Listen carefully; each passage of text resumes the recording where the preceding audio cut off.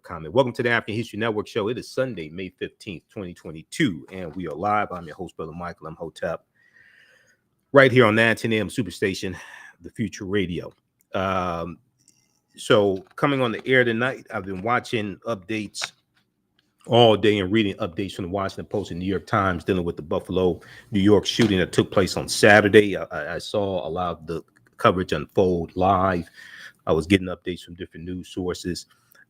You had a lone white gunman who drove hours, did not live in the Buffalo, New York area, drove hours to the Tops grocery store there in the Buffalo, New York area, in a area that has been the victim of decades of segregation. Okay, it's predominantly African American area. It's been the victim of decades of segregation. And he shoots 13 people, kills 10 people. 11 of the 11 people who were shot were African American. 2 of the people who were shot were white. All right. He posted online a 180-page, what many in the media are calling a manifesto, espousing white supremacy, espousing the Great Replacement theory, espousing racial epithets, etc. On his on one of the weapons he had was written on the one of the assault rifles, here's your reparations. Here's your reparations. Okay, because I saw the picture of the gun on MSNBC. Okay, so this is someone who is definitely sick. Now, I'm hearing talk he may be mentally ill. Don't know if he's mentally ill or not. But he was radicalized on social media, and he was radicalized on social media, on white supremacist chat boards, things like this. He was radicalized during the coronavirus shutdown. Okay, and he is espousing the white supremacist Great Replacement theory that Tucker Carlson also pushes on Fox News. And that you have some right-wing candidates who are running in the 2022 midterm election who are espousing some of the same extremist, white supremacist talking points. So we'll break this down on today's show. Now, Friday, I was a panelist on Roland Martin Unfiltered once again. I'm a panelist each Friday. And we talked about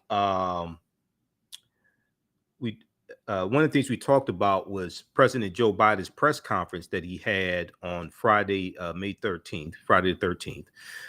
And it was dealing with public safety, using American Rescue Plan dollars for public safety and police training, hire police officers, fire department, EMS, job training, domestic violence intervention, crime prevention. And he was telling them to use this money before the summer gets here, when we know we're going to have a spike in crime. And it's really taking a holistic approach to policing. Okay. Mayor Mike Duggan was there, Detroit Mayor Mike Duggan, who I didn't vote for any of the 3 times he ran. And we do know that many of the crime statistics in Detroit are down. We're going to talk about that. Police Chief James White was there also. So we discussed this on Roland Martin Unfiltered. Some people mistakenly say, oh, this is just more money for the police. That means you didn't watch the entire 23-minute press conference. That means you didn't read the fact sheet at whitehouse.gov that breaks down how these funds are being used, and it shows how different cities are using them. And it shows how this is a holistic approach to policing, but also to crime prevention. There's money for job training. There's money dealing with domestic violence intervention, gun violence intervention. All these types of elements are present. All these types of elements are being implemented. So I'm going to let you hear some of the press conference that took place. And Detroit got a shout out also in the press conference. And then I want you to hear I was on the panel, and I disagreed somewhat with Roland, but after Roland read the graphic that his team put together, then he realized this wasn't what he thought it was. And, but anyway, so so Biden says spend the money now. This article here from the New York Times, Biden spend this money. Biden calls on states to devote stimulus funds to, now even this article here from New York Times is not accurate in their headline. Ahead of midterm elections, President Biden is making a forceful push to show he is a defender of law enforcement. But that's not what this is. This is a holistic approach to policing. This is one of the problems with the messaging in the media and some of the way some of these articles are written. Okay. This is like this article here from New York Times is a perfect example. The title, I need to write these people who wrote this because you don't even understand what well, let me rephrase this. Number one, oftentimes in journalism, the writer of the articles, those that have the bylines, are not the ones that created the title. So it could be the editor that created this. I need to talk to somebody because the way you're presenting this is misrepresenting what happened. Okay, just the title of this article alone. There was one article from there was a couple that I read on Friday in preparation for the show, and I watched the entire press conference. Also, I watched it twice. Okay, we're going to share that press conference here with you. I also read through the fact sheet that's at whitehouse.gov. President Biden issues call for state and local leaders to dedicate more American Rescue Plan funding to make our community safer and deploy these dollars quickly. So this is at whitehouse.gov right now. Okay. And I encourage people to go to whitehouse.gov because a lot of this information is there and it gives you a much better understanding of what's going on. CNBC has this article, Biden asks states to use federal money for more cops, mental health programs to fight crime. That's a better, and it has my notes here also that I wrote in preparation for Friday's show on when I was on Roland Martin Unfiltered. This is a better representation of actually what's going on. But I would even, it's not completely accurate the way I would say it, but it's much more accurate than the article from the New York Times. Biden to announce $10 billion from American Rescue Plan for policing public safety. This is from abcnews.com also. I think the article was probably written in the morning before the press conference took place, but we'll break this down on the other side of the break. Listen to the African History Network show. I'm Michael M. Hotep. We'll be back in a few minutes. Stand by. All right. See, we got to break this stuff down. This is why I did this on Roland Martin Unfiltered, because I was listening to what was being said. I watched the press conference. I read articles. That's not what was happening. This is what a lot of people have been protesting for. This is a holistic approach to not just policing, but public safety. Okay. So this is much different than the way some in the media have been promoting this. This is why I had to post about if you follow me on Facebook and on the African History Network on Facebook and Michael M. Hotep on Facebook, I had to post to inform Tiffany Cross, who hosted Cross Connection Saturday morning, 10 a.m. to noon, MSNBC. I like her show, but she was absolutely wrong the way she characterized the press conference and the use of the funding. When she mentioned it briefly on her show Sunday, she was totally inaccurate in the way she characterizes this. See, that's a lot of that woke BS floating around, and they don't read. This is the same thing that Jason Johnson did when he hosted The Beat for Ari Melber on MSNBC this past week. He did the same thing, and he just assumed that, oh, this is just more money for police. No, your ass don't read. You need to go read, Jason. Dr. Jason Johnson, you need to go read. That's not what this is. Stand by. Back from break in 3 minutes. Okay, share this broadcast on social media platforms. Invite your friends to tune in. I have to get ready for this next segment here because some of these apps will open it slowly. There was an article here from, okay, we come back to that. We got to get ready for the Buffalo, New York story. Back from break in 2 minutes. Stand by. I need the Washington Post article. I need New York Times article. Calling numbers 313-778-7600. We have the NBC News article. Let's get up the Washington Post article. And I need the article on the Great Replacement Theory. Also, there's a article from the Washington Post about Tucker Carlson. They talked about it on MSNBC today. I need to pull that up as well. Tucker Carlson promoting the Great Replacement Theory. Now, I predict Tucker Carlson's going to take a vacation this week from his show on Fox News. He's done that before when things gotten hot and things blew up and his name was in it. He went on a vacation. I think he may do that this week also. Where is... Okay, stand by. Welcome back to the African History Network show right here on 910 a.m. Superstation, the Future Radio. I'm your host, Brother Michael Imhotep. It is Sunday, May 15th, 2022, and we are live. Calling numbers 313-778-7600. 313-778-7600 is the calling number if you have a question or comment. All right, so right before the break, we were talking about the tragedy in Buffalo, New York, and I'm going to go to clip one here in just a second, Jalen, to give people, catch people up on what's been going on. So if we look at this article here from the Washington Post, we'll look at this one first. Well, actually, I had the one up from, okay. We'll look at the one here from NBC News because I have that one up. 10 killed, 3 wounded in racist shooting at Buffalo supermarket, officials say.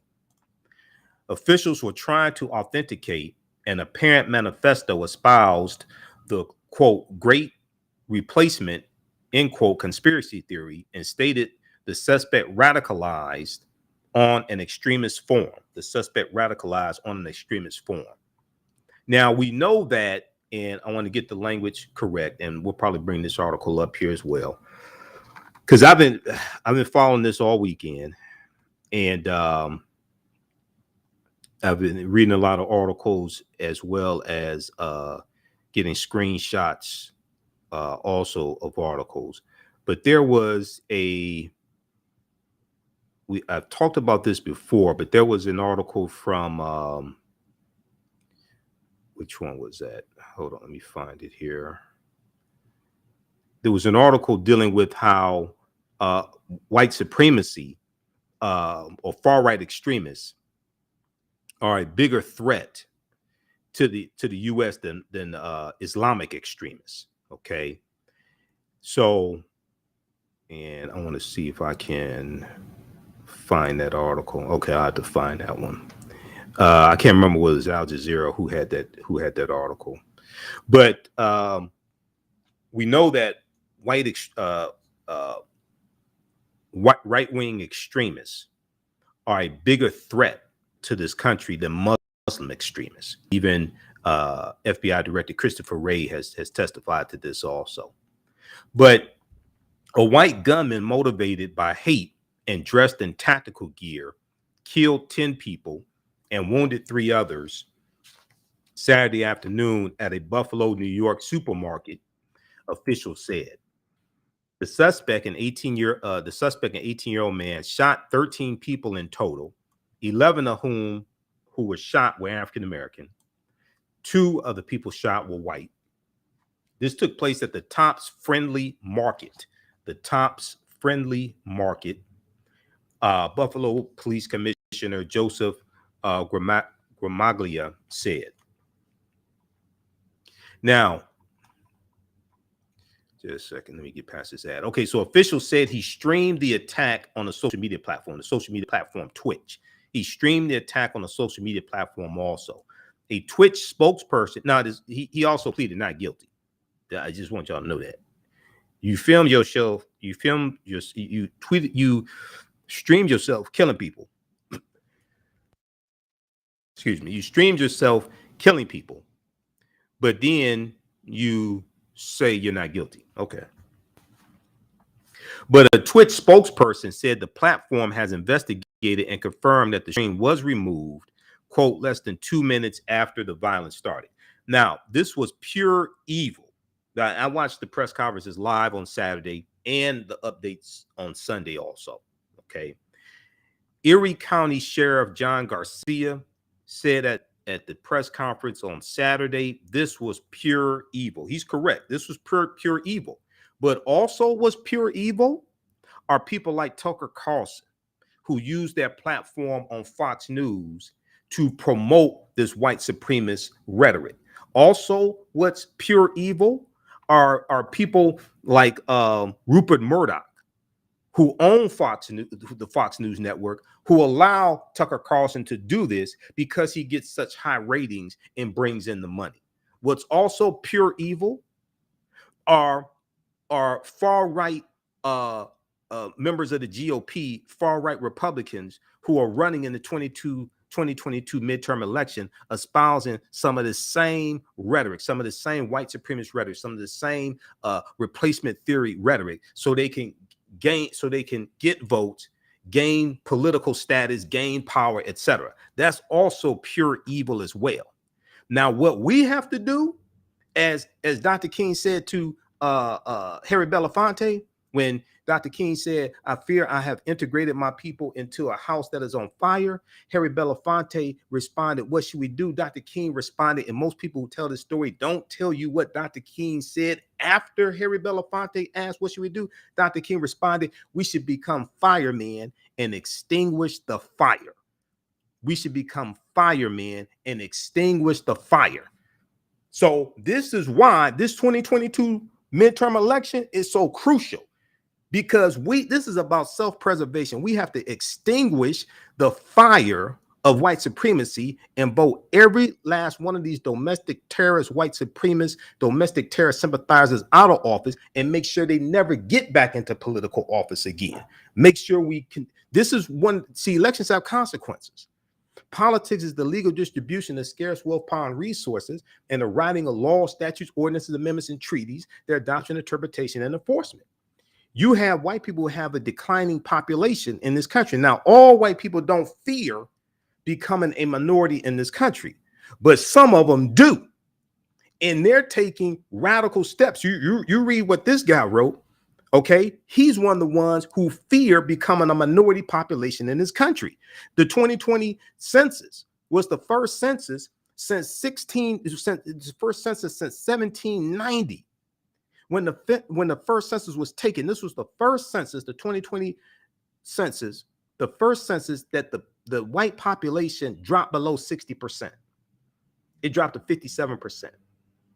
Demographers are predicting by the year 2043, white people will no longer be the majority population in this country. All white people don't fear this. I'm not saying this, but there's a whole lot of them who do, and they voted for Donald Trump. There's a whole lot of them who do, and they voted for Donald Trump. I'm not saying all 74 million people who voted for Donald Trump fear this, but there's millions that do. And there's a lot of Republicans who subscribe to the great replacement theory as well. All right, let's go back to this here. We're going to go to clip one in just a second, Jalen, because that's only about a minute and 50 seconds. So Erie County Sheriff John Garcia, who is white, said at a news conference, this was pure evil. Totally agree with him. He said straight up racially motivated hate crime from somebody outside of our community, outside of the city of good neighbors, as the mayor said, coming into our community and trying to inflict evil upon us, end quote. Okay. Now, also, we know there was a security guard who was there, African-American security guard, retired police officer. He was a security guard on duty in the store. He was armed. He shot Peyton Gendron, who's the accused killer, 18-year-old white man. He shot him. Gendron had on a bulletproof vest, so he shot him in the vest, so it didn't stop him. Okay, Gendron returns fire and kills the security guard. Now, also, you have a growing number of African Americans who are legally carrying guns because of Second Amendment, because of CPL, concealed pistol license laws. You have a growing number of African Americans who are legally carrying guns. Okay, so after incidences like this, there are going to be more of us who start saying, well, maybe we need to investigate that legally. This constitutional right, follow the laws, all of that, be responsible, all that. If you want the responsibility of owning and carrying a gun, you have to weigh the pluses and minuses, all that.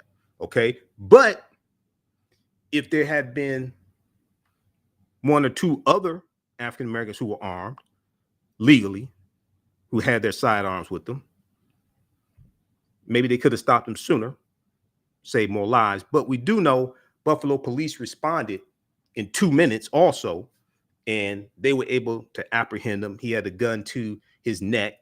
They talked him down and he surrendered. They arrested him. So let's go to this clip here, Jalen. This is from Saturday, May 14th. This is an update on what happened at the press conference on Saturday. Hey, look at here, young boys. The aftermath of a mass shooting captured on camera, an apparently lifeless body lying on the ground in Buffalo, New York. The shots fired, This is the worst nightmare that any community can face. And we are hurting and we are seething right now as a community. Police say 13 people were shot, 10 of them killed Saturday afternoon at this Tops Friendly Market in Northeast Buffalo. Crazy dead bodies inside the store. Tonight, authorities say they've arrested the alleged gunman, identified as an 18-year-old white male, Conklin, New York. The shooter was not from this community. In fact, the shooter traveled hours from outside this community to perpetrate this crime on the people of Buffalo. 3 senior law enforcement sources tell NBC News authorities are now looking into if the suspect was motivated by white supremacist ideology and if he posted anything describing his intentions. He was very heavily armed. He had tactical gear. Sources say at least 2 rifles were recovered at the scene, with the N-word apparently etched into one weapon. This was pure evil. It was straight up racially motivated hate crime. Tops Friendly Markets sharing a statement saying, in part, "We are shocked and deeply saddened by this senseless act of violence, and our thoughts and prayers are with the victims and their families." Authorities charging the suspect with murder in the first degree and seeking a sentence of life without parole. Okay, pause it right there, Jalen. Tonight, as yet another American city is left. Pause it right there. Okay, just start that again, and we'll play that in its entirety on the other side of the break, Jalen. Okay, you live the African History Network show right here on 910 AM, the Superstation Future Radio. I'm Michael M. Hotep. Calling numbers 313-778-7600. We'll be back in a few minutes. Stand by. Back from break in 4 minutes.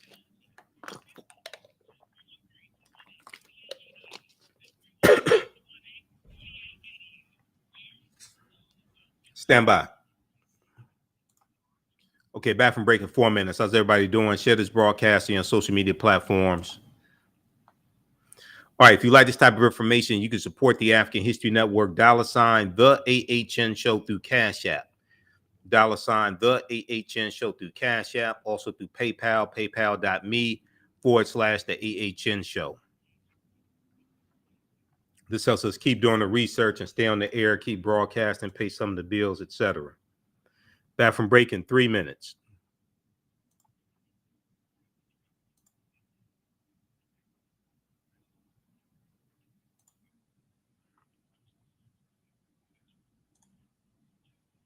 Stand by.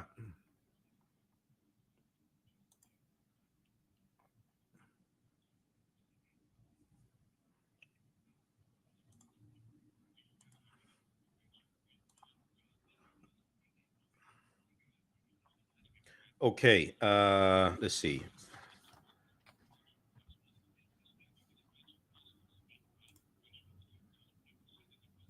Back from break in 2 minutes.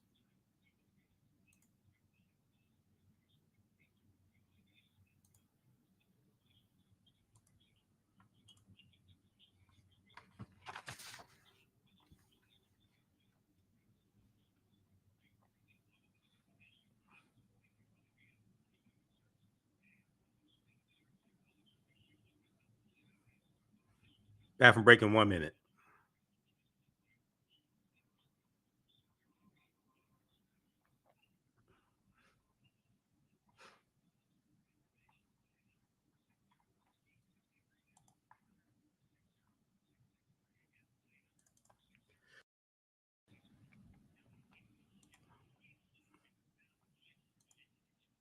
Stand by.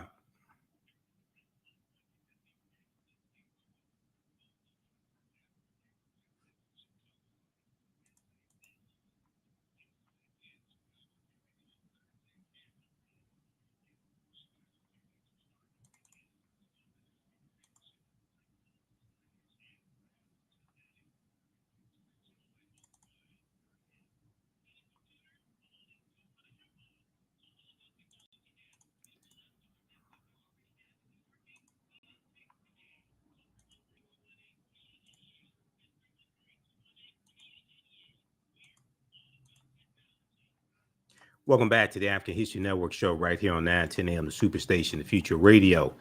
I'm your host, Brother Michael Imhotep. It is Sunday, May 15th, 2022, and we are live. Calling numbers 313-778-7600, 313-778-7600 is the calling number if you have a question or comment. Okay, right before the break, we were talking about the tragic shooting in Buffalo, New York at the Tops grocery store. And I was playing the clip here from NBC Nightly News from Saturday, May 14th. We'll go back to that here in just a second. I want to go to, let's see. Let's go to, I want to go back to the article here from the Washington Post also. All right, let me go back to the article here from the Washington Post. 10 killed in racially motivated shooting at Buffalo grocery store. Actually, the article I was looking at, sorry, is from NBC News. That was the one I was looking at. Let's go back to that one from NBC News here. Okay, so an apparent manifesto with the suspect's name, a shared birth date, biographical details, and let's pull this up here, and biographical details in common with the suspect was posted to Google Docs on Thursday night. Okay, so that was May 12th. An apparent manifesto with the suspect's name, a shared birth date, and biographical details in common with the suspect was posted to Google Docs on Thursday night. Now, in the manifesto, the author claimed to have been radicalized online and appeared to adhere to the false replacement theory, the great replacement theory, which we're going to talk about some on today's show to break this down. The false replacement theory, which has been used by white killers to justify violence against Muslims, Latinos, and Jewish people around the world. Now, here's a scene also here from outside of the Tops Friendly Market in Buffalo, New York. So a senior law enforcement official said authorities were working to verify the document's authenticity. They're working to verify the document's authenticity to make sure this is actually from this person. Now, we are aware of the manifesto allegedly written by the suspect, and we're working to definitively confirm that he is the author, the law enforcement official said. All right, let's go back to this clip here from, I want to go back to the clip from the beginning from NBC Nightly News, Saturday, May 14th, Jalen. Man, look at here, young boys.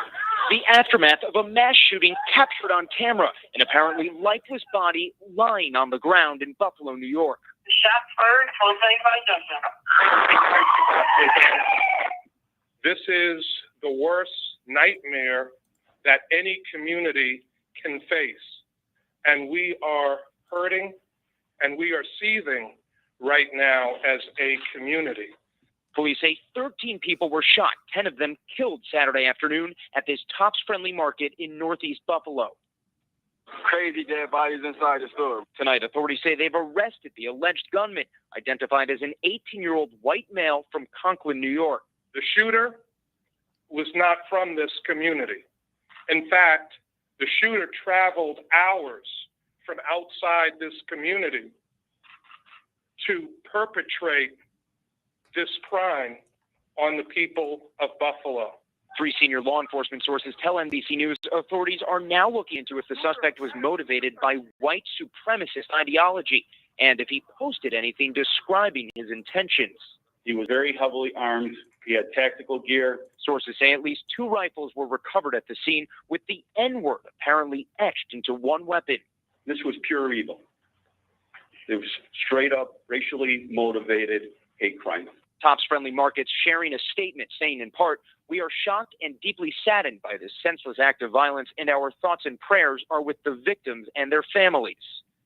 Authorities charging the suspect with murder in the first degree and seeking a sentence of life without parole. An arraignment taking place tonight as yet another American city is left reeling in grief. Jesse Kirsch, NBC News. All right. Okay, so great reporting from NBC News. And even before I saw that clip, I said he should definitely get life in prison. Okay, now once again, like I said, he's pleaded not guilty. Okay, you live streamed yourself killing people, but you're gonna plead not guilty. Okay, that's how you want to play. All right, that's fine. You can play like that if you want to. Let's go back to this article here. Then I want to go to the one dealing with some of the history behind this great replacement theory. So the suspect, Peyton S. Gendron, I'm not exactly sure how to pronounce his last name, Gendron, of Conklin, New York,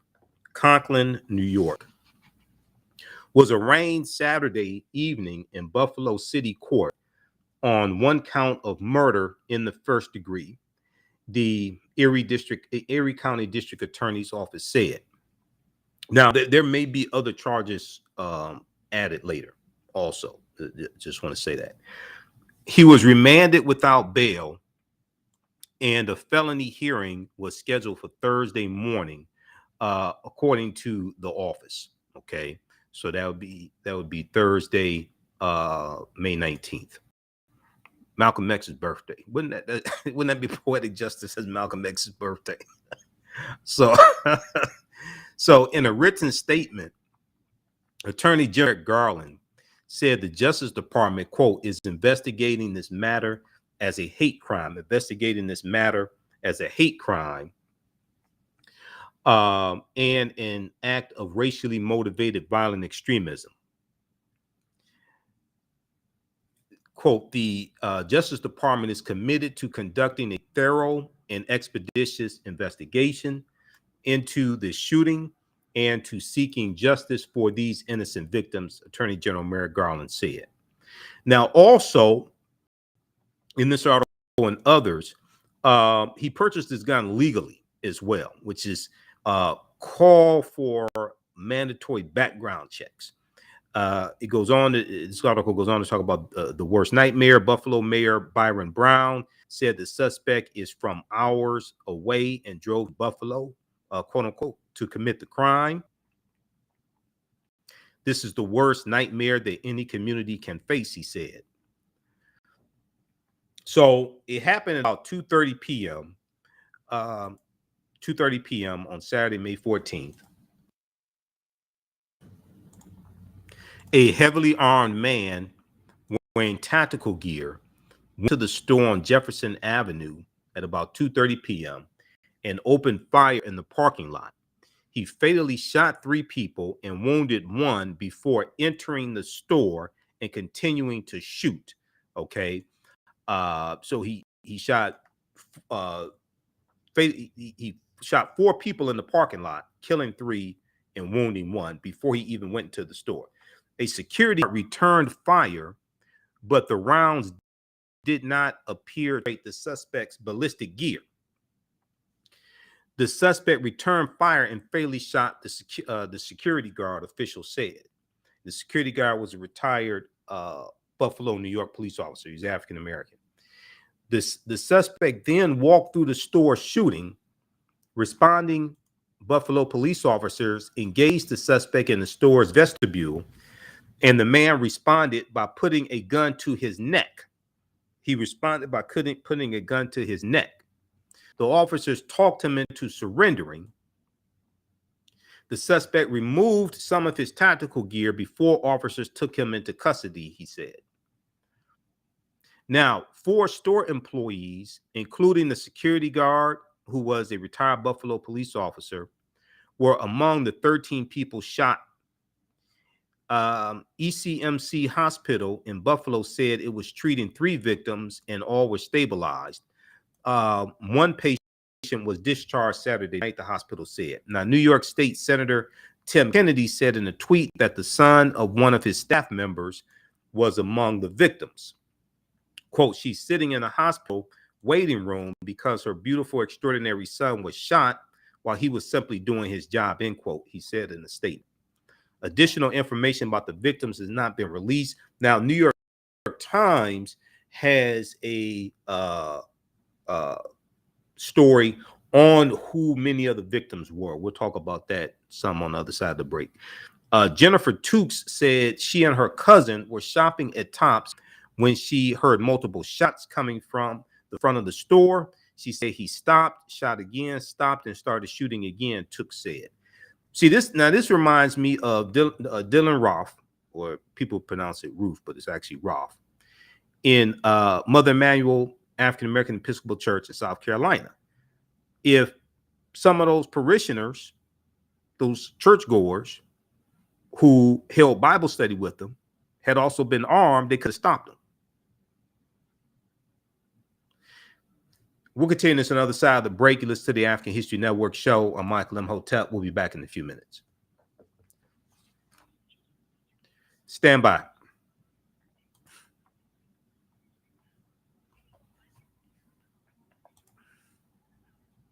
Back from break in 4 minutes. Share this broadcast on social media platforms. Give us a thumbs up. Give us a heart. Give us a like if you like this broadcast. You can support the African History Network. $, the AHN show through Cash App. $, the AHN show through Cash App. Also through PayPal. PayPal.me/the AHN show. This helps us keep doing the research, stay on the air, keep broadcasting, pay some of the bills. We have the information also at our website, AfricanHistoryNetwork.com. And you can also register for the online history classes I teach on Saturdays and Sundays. We had 2 great classes this weekend. We have the information here around the homepage of our website. Okay, stand by just a second here. I have to get ready for this next segment.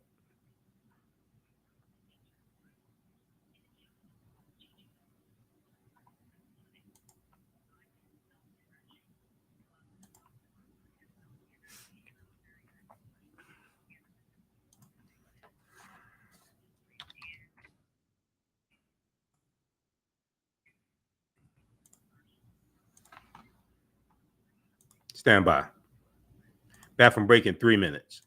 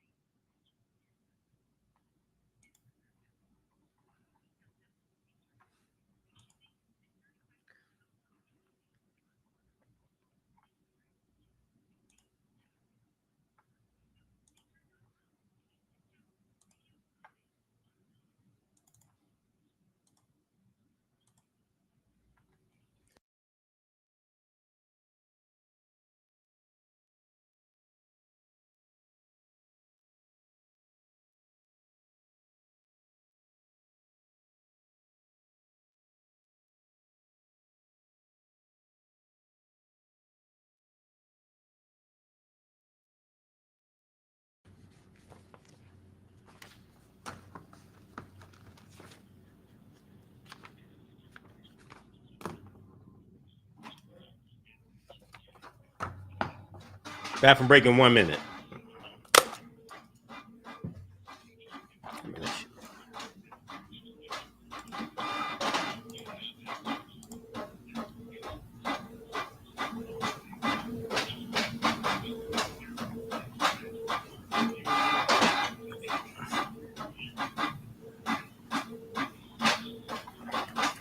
910, the Superstation, Detroit's only African-American talk radio. Welcome back to the African History Network show right here on 910 AM, the Superstation, the Future Radio. Okay, calling numbers 313-778-7600. 313-778-7600 is the calling number if you have a question or comment. Okay, so there's a article from the Washington Post that I want to go to, and I'm trying to find this here. Where is it? Okay, this is right here. The roots of the Great Replacement theory believed to fuel Buffalo suspect. And Washington Post has two articles dealing with the two articles that I've seen dealing with the Great Replacement theory. So this one right here is by Martha Hamilton and Aaron Weiner. So really good article to get some background information. There's also one dealing with Tucker Carlson and how Tucker Carlson has been promoting the Great Replacement theory as well. The one, I'm going to try to pull up this one here about Tucker Carlson. This is from the New York Times, how Tucker Carlson stoked white fear to conquer cable. I'll try to pull that one up as well. But if we look at this article here briefly, this is from May 15th, 2022. This is a 1939 picture of Senator Theodore G. Bilbo of Mississippi, who was a pioneer of the Great Replacement theory. He's a pioneer of the Great Replacement theory. Okay, so the man authorities say opened fire in the Buffalo grocery store Saturday, killing 10, appears to have left behind a white supremacist document centered on the idea of a plot to replace the white population with immigrants. Now, last time I checked, most white people are descendants of immigrants. I mean, you study history, so you come in 1607, you come in 1620, you come in 1513, Juan Ponce de Leon, you come in 1526, the Spanish, the Dutch, in the 1620s, there were already people here. There were African people, Native Americans already here. So replacing the white population with immigrants, the white population, they're descendants of immigrants. But anyway, okay.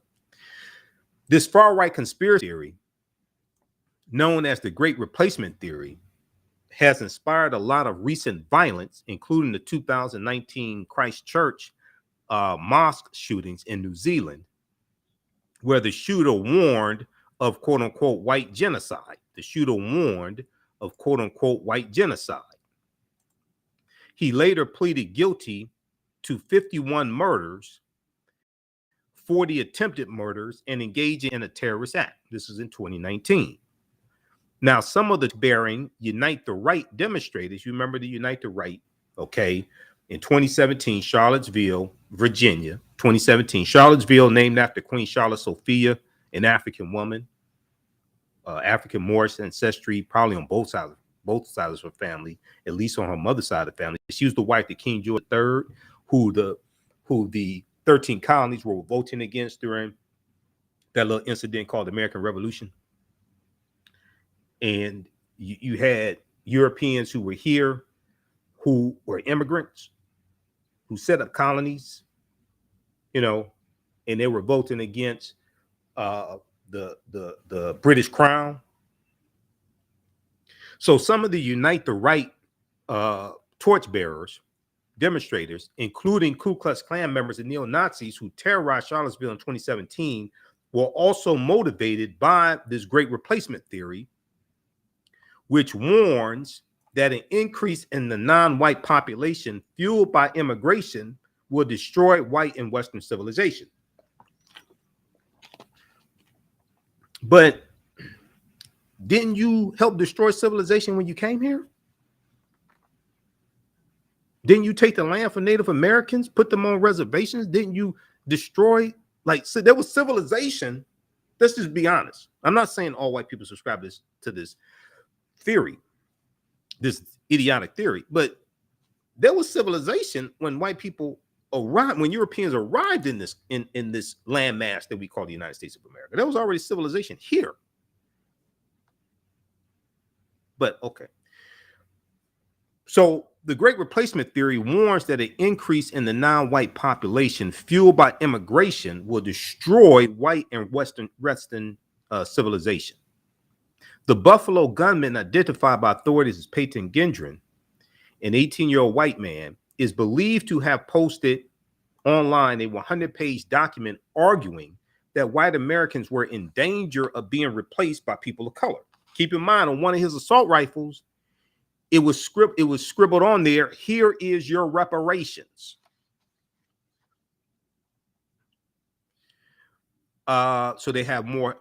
They also have a segment here on the history of racial violence as well. Now, while the Great Replacement Theory has inspired horrific violence in the past 5 years, it is a lot older than that. More than 70 years ago, a U.S. senator published a book, a white U.S. senator published a book warning of the same destruction of white civilization. But see, I just have this. The historian in me finds the hypocrisy in some, not all white people. All white people don't subscribe. There's some white people talking about destruction of white civilization, but that's what European nations did, was destroy civilizations and destroy non-white civilizations. I mean, you read The Destruction of Black Civilization by Dr. Chancellor Williams. But okay. Theodore G. Bilbo, B-I-L-B-O, I think that's how you pronounce his name, who was a Democrat. Then this is before the party realignment even completed in the late 1960s.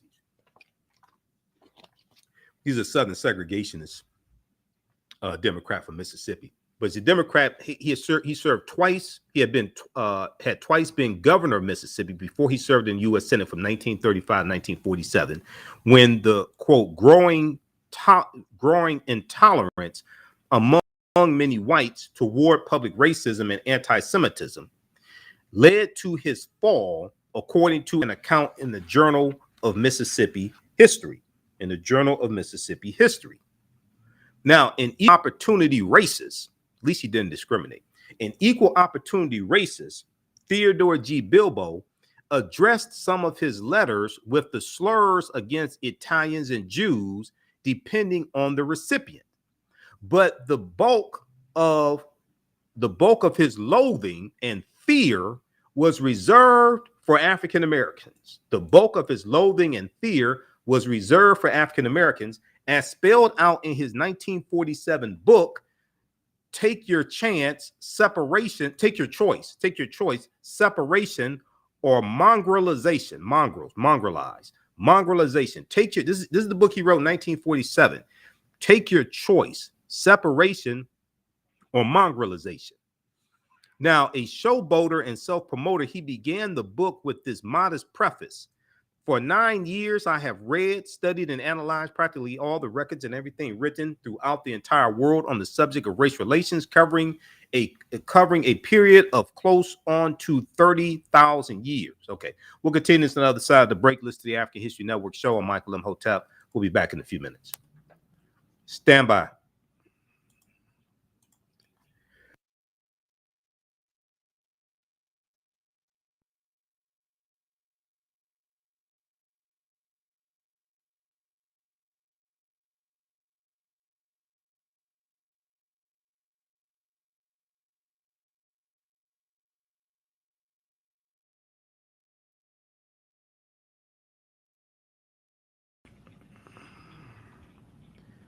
All right, stand by. Back from break in 4 minutes.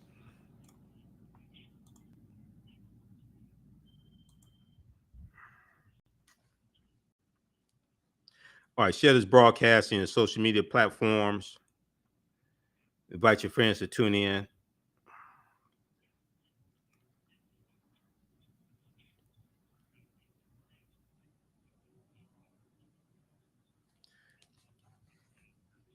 Back from break in 3 minutes.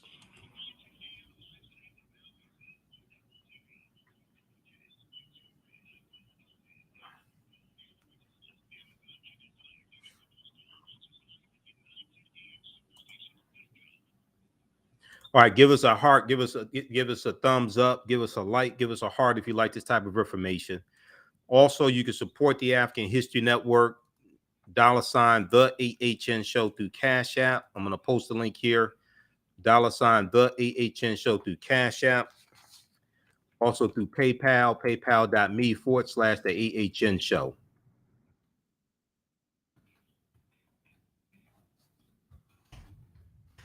This helps us keep doing the research, stay on the air, keep broadcasting. Because even though I'm on 910 AM WFDF, they don't pay me to do radio.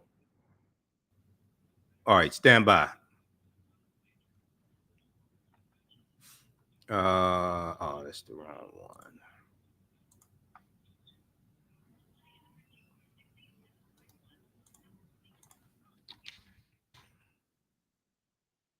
Back from break in 2 minutes. How's everybody doing on YouTube? All right. We got CB and who else we have here on YouTube? Give us a thumbs up on YouTube, please. Be sure to follow us on our YouTube channel, Michael Imhotep, IMHOTEP.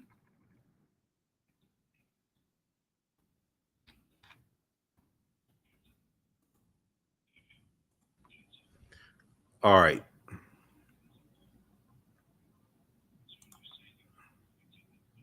Back from break in 1 minute.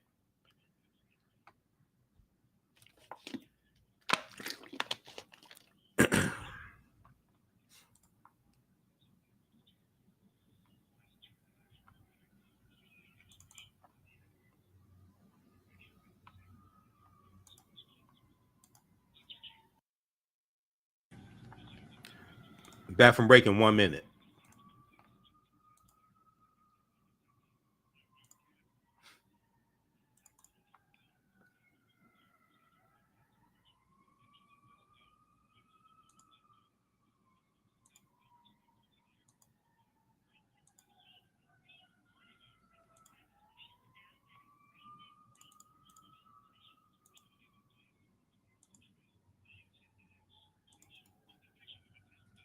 The views and opinions expressed on any program are those of the producers and or the persons appearing on the program and do not necessarily reflect the views and opinions of 910 AM Superstation or Adele Media. Welcome back to the African History Network show right here on 910 AM, the Superstation, the Future Radio. Okay. I want to go back to this article here from, we'll go back to this article here in just a minute from Washington Post dealing with the Great Replacement Theory. Also, if you like this type of information, you can support the African History Network, $, the AHN show through Cash App, $, the AHN show through Cash App. Also through PayPal, paypal.me/the AHN show. This helps us keep doing the research, stay on the air, keep broadcasting, pay some of the bills, etc. This is our official Cash App account, $, the AHN show, SHOW. When you go to it, it says Michael and shows my picture there. These other ones here, and there's some other ones that are fake African History Network Cash App accounts. I launched an investigation through Cash App, so I'm trying to get those shut down. So we have our link. When you go to ours, it says Michael and shows my picture there. We have our link here in the PayPal donate button. And then we have the new documentary, Heavy is the Crown, from director Amadeus Christ, which deals with the African origins of major religions. And you get one of my DVD lectures free also when you order that from our website, AfricanHistoryNetwork.com. Okay, so I want to go back to this article here from the Washington Post. And this deals with the roots of the Great Replacement Theory believed to fuel Buffalo Shooter. The roots of the Great Replacement Theory believed to fuel Buffalo Shooter. And okay, this is what I'm looking for right here. So if we go back to this article here, where we left off,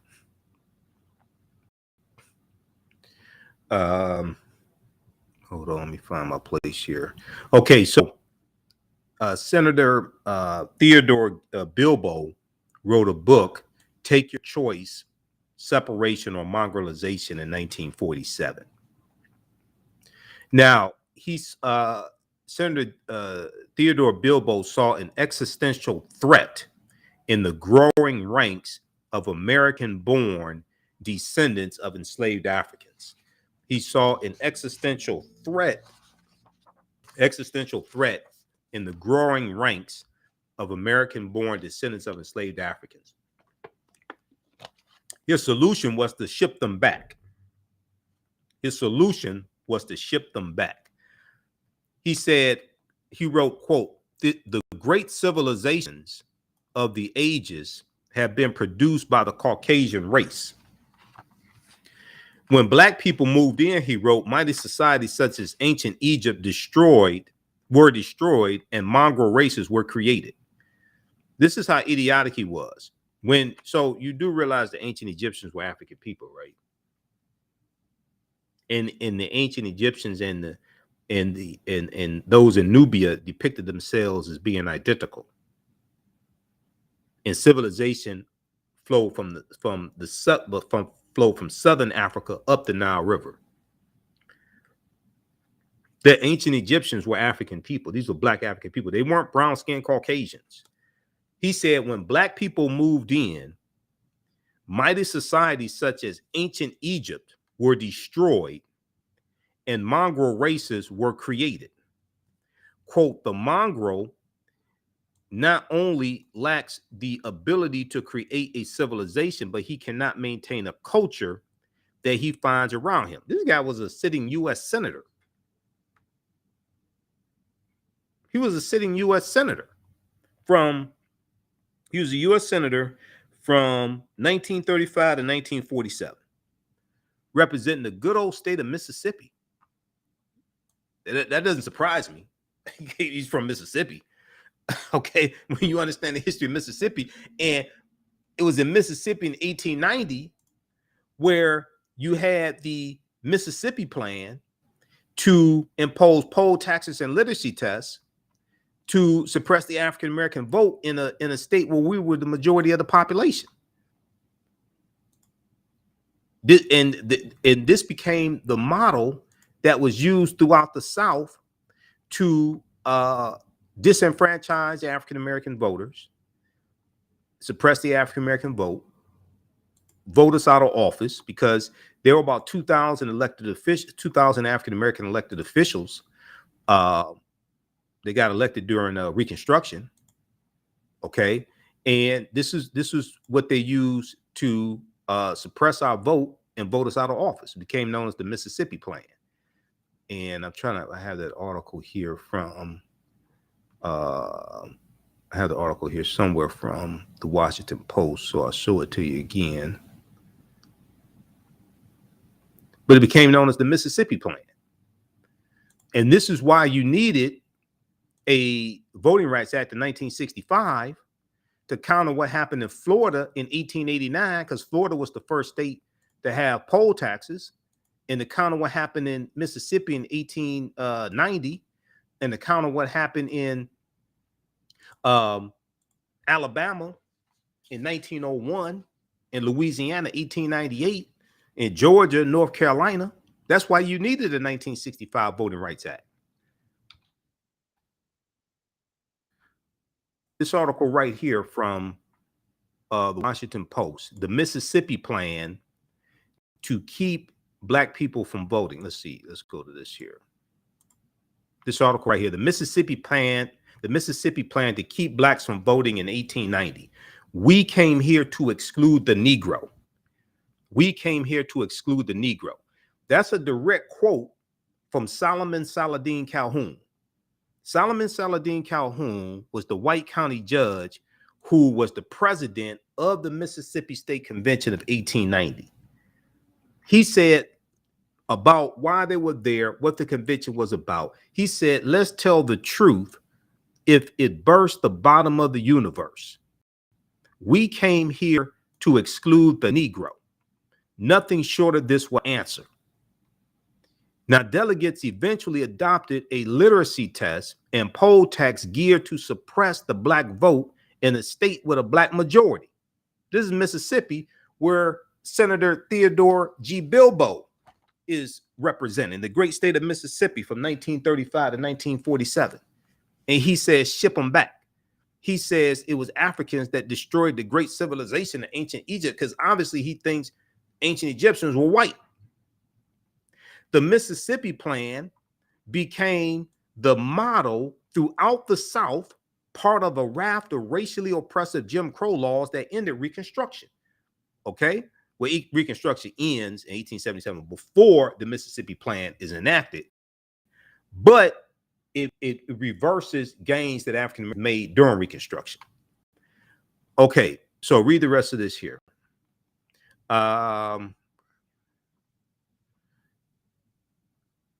Mississippi's 1890 convention sought to find a way around the 15th Amendment to the U.S. Constitution, which gave African Americans guaranteed the right to vote. It gave it to African American men, not women. Women get the right to vote 1920, the 19th Amendment. But African American women in the South are still being discriminated against because of the poll taxes and literacy tests. Okay, so read the rest of this article here. It's an extensive article from May 1st, 2021, Washington Post. Now, so this is why all this history is connected.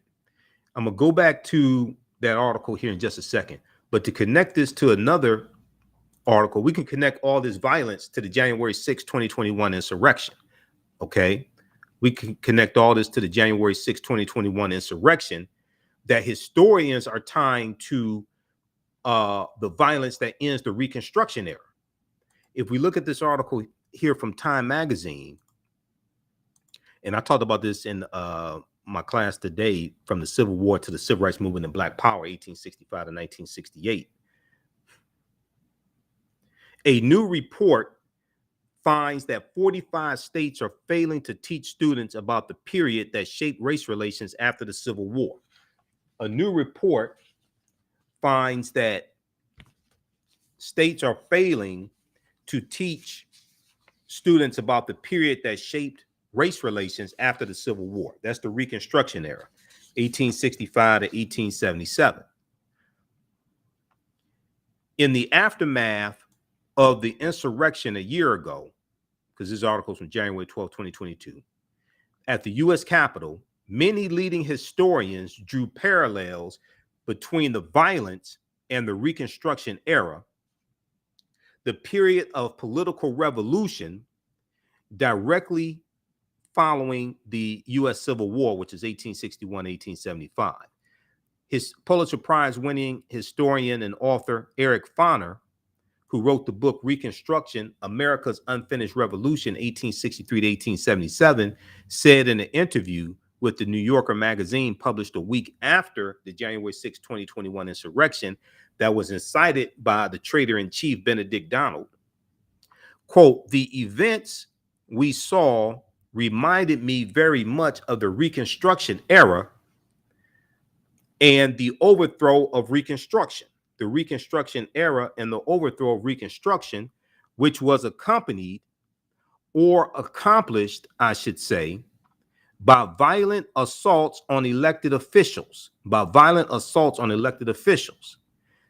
Now, this article goes on to say, scholars say studying the aftermath of the Civil War can help put in context many of the more seminal events in the U.S. in recent years, from the brutal murder of George Floyd by police in Minneapolis, Minnesota in 2020, to the voter suppression laws enacted after African-American voters played a big role in helping Joe Biden and Kamala Harris be elected president and vice president in 2020. But despite the timeliness of the era in today's climate, many students in American schools will not get a full education of Reconstruction until they get to college. But many of them are not going to go to college. So what this means is they're going to be ignorant of history, which allows more of them to be manipulated by and be radicalized online, be manipulated by people like Tucker Carlson, be manipulated by people like Ted Cruz. It's always the elites who manipulate the ignorant. Is when you look at these movements, when you look at the January 6th insurrection, it's the elites who are manipulating the ignorant. And many of these people are ignorant of the U.S. Constitution, because if they understood the U.S. Constitution, they would have known, wait a second, the vice president doesn't have the authority not to certify electoral college votes that have already been certified by electoral college. The vice president doesn't have authority to do that. If that was the case, don't you think in 2001, when Vice President Al Gore had to certify the electoral college votes from the 2000 election, and he won the popular vote, but he lost the electoral college, don't you think he would have thrown out electoral college votes if he had authority to do that? And George W. Bush won the electoral college votes, don't you think he would have thrown them out?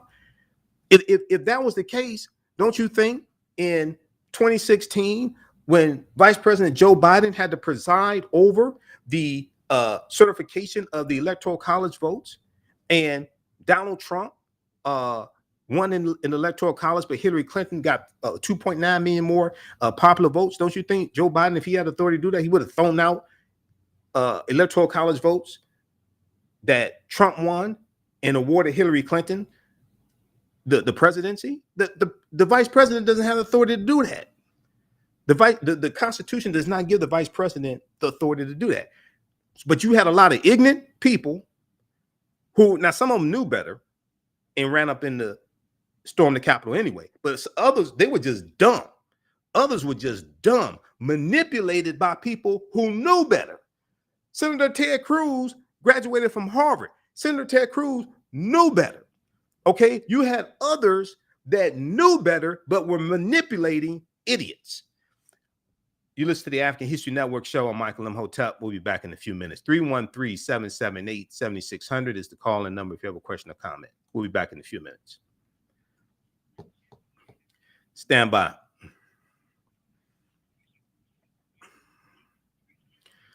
Back from break in 4 minutes.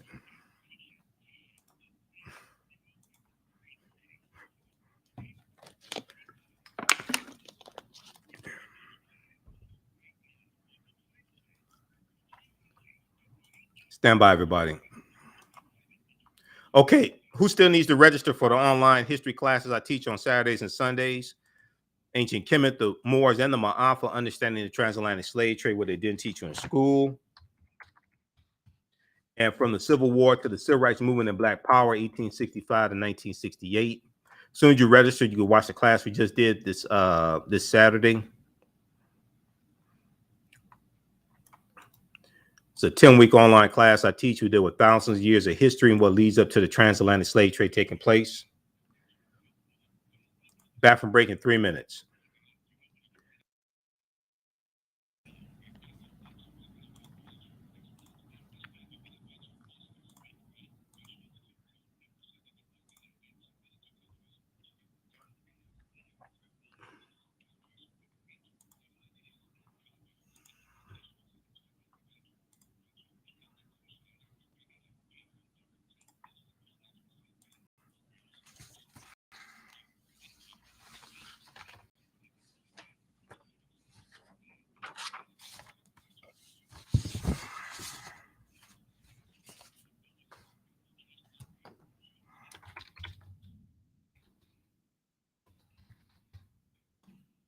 Back from break in 2 minutes.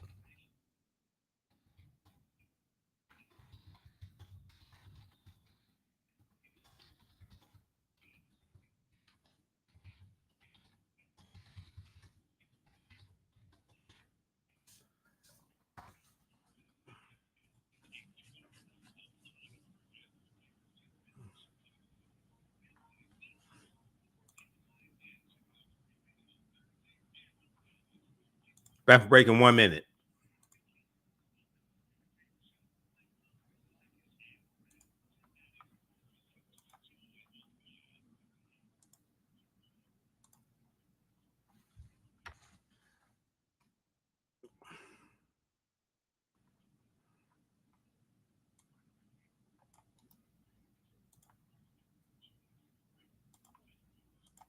Stand by.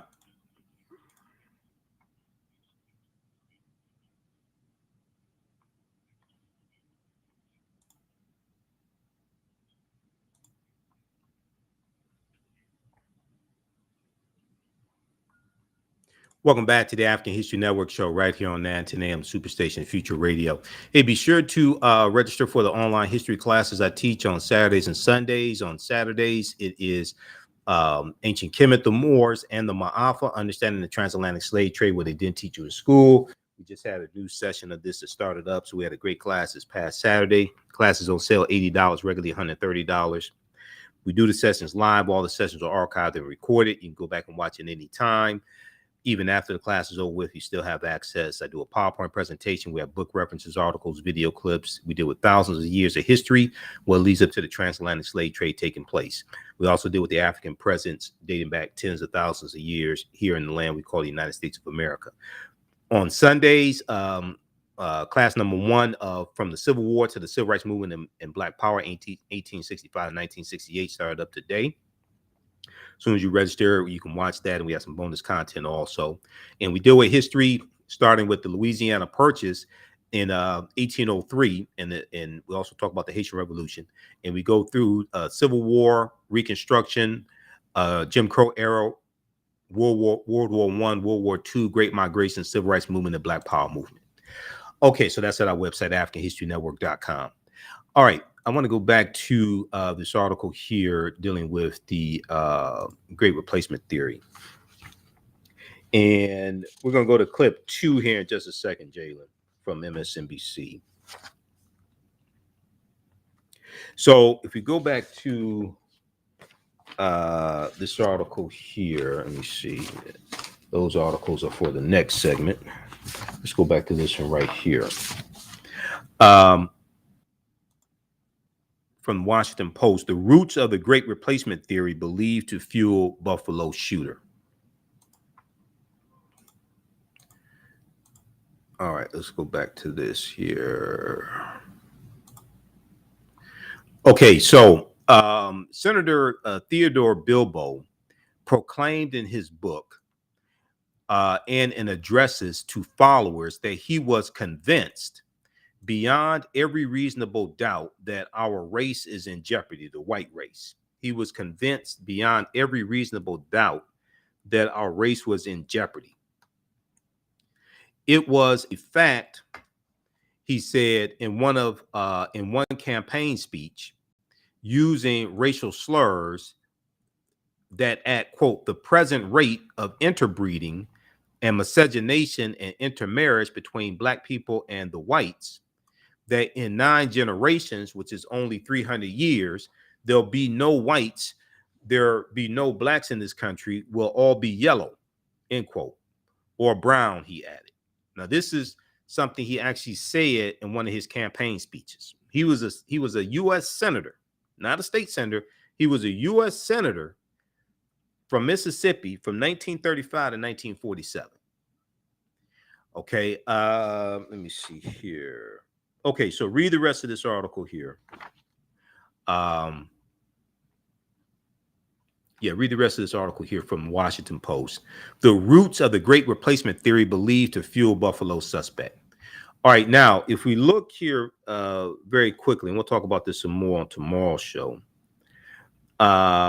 If we look here very quickly, there's a good piece from the New York Times that deals with some of the people who were killed. All these innocent lives, these were the victims in the Buffalo attack. Okay. It's from the New York Times. And we just look at this briefly, and we'll look at this some more tomorrow. Let me scroll down. So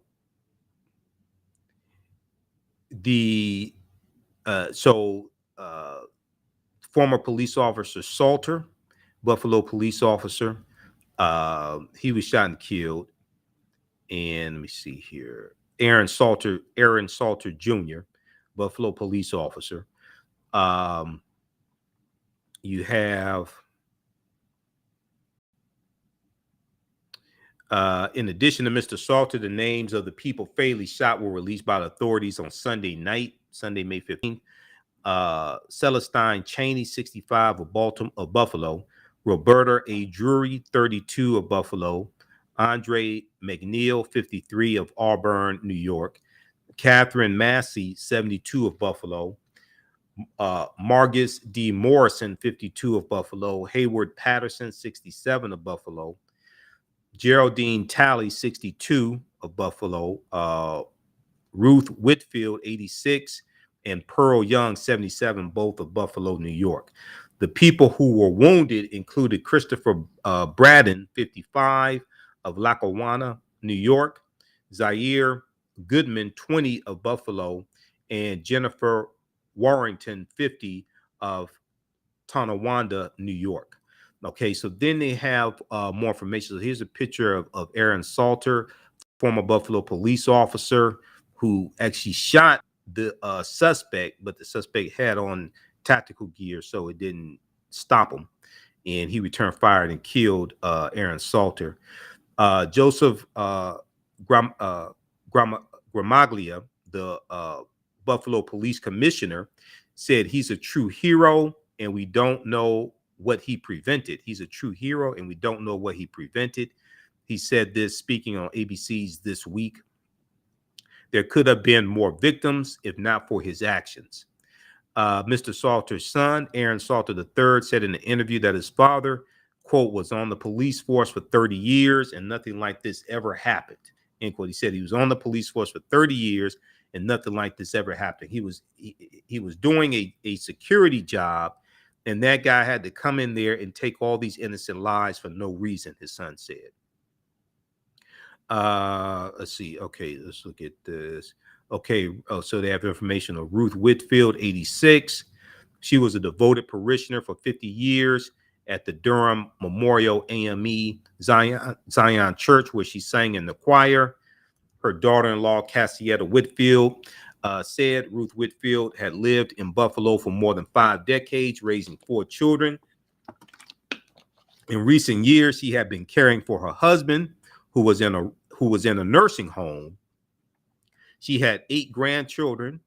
Quote, she was a religious woman who cared deeply for her family, her daughter-in-law said. Roberta Drury, 32. She went to the Tops Market to make dinner, according to her sister, Amanda Drury. She was very vibrant. She always was the center of attention and made the whole room smile and laugh. Okay, this is Roberta Drury here, 32 years old. She was shot and killed. It's a picture of Roberta Drury. Celestine Cheney, 65, had been visiting her sister. They went to the supermarket because Miss Cheney wanted to get strawberries to make shortcakes, which she loved, said her son, Wayne Jones, who confirmed she had died in the shooting. It's kind of crazy that she was there shopping because we go shopping together, he said. And then Celestine Cheney, you have a picture here. Hayward Patterson would travel to the supermarket daily. He was 67 years old, giving people rides for less money than they would have had to spend on a taxi or a ride-sharing service, his grandniece Taniqua Clark said. That was how he earned money to support 3 children, his nephew Terrell Clark said. He was helping someone load groceries into the trunk of a car when he was killed, she said. Quote, he didn't even have a chance to run. Ms. Clark said he didn't have a chance at all. Okay, here's a picture of Hayward Patterson. So read the rest of this here. We'll talk about this some more on tomorrow's show also. Okay, I think that's all of the pictures and short bios they have so far. They listed all the names because this was just updated tonight. Okay, the names of all of the victims who were killed was just released tonight. So this is still developing. But that said, New York Times, their live updates, all these innocent lives, name of this piece right here, all these innocent lives, these were the victims in the Buffalo attack. Let's go to clip 2 very quickly, Jalen, before the break. This is more of an update that took place on Saturday, May 14th.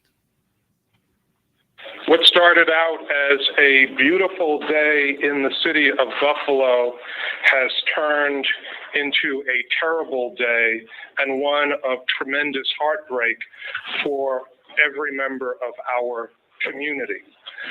We have suffered a mass shooting with multiple casualties and several people injured. This is the worst nightmare that any community can face. The shooter was not from this community. In fact, the shooter traveled hours from outside this community to perpetrate this crime on the people of Buffalo. At approximately 2:30 today, an individual who the mayor stated is not from this area and is from hours away drove to Buffalo, went to 1275 Jefferson Avenue to the Tops Market. He exited his vehicle. He was very heavily armed. He had tactical gear. He had a tactical helmet on. He had a camera that he was live streaming what he was doing. The individual exited his car and engaged 4 individuals. He shot 4 people in the parking lot. 3 of those were deceased. 1 individual at this time is surviving the injury. The individual went inside. As I said, he's an 18-year-old white male, walked into the store and began engaging customers inside the store.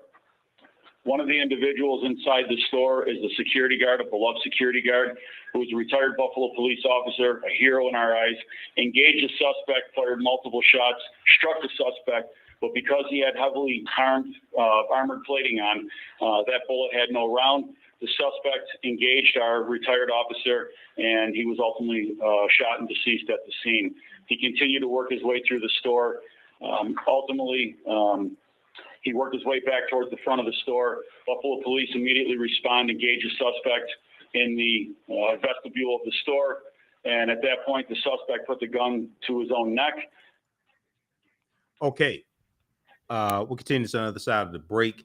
Also, he was previously investigated for a violent threat as well. We'll continue this on the other side of the break, and we'll talk about what happened on Roland Martin Unfiltered when I was on Friday, and President Joe Biden announcing $10 billion from the American Rescue Plan to enhance public safety, policing, EMS, mental health programs, job programs, crime prevention, etc. Listen to the African History Network show. I'm Michael Imhotep. We'll be back in a few minutes. All right, stand by.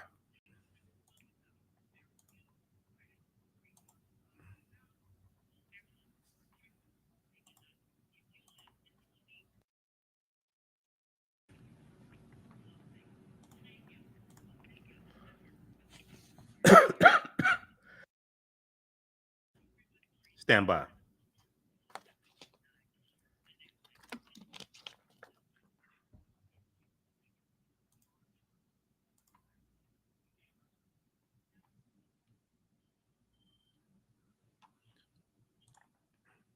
Back from break in 3 minutes.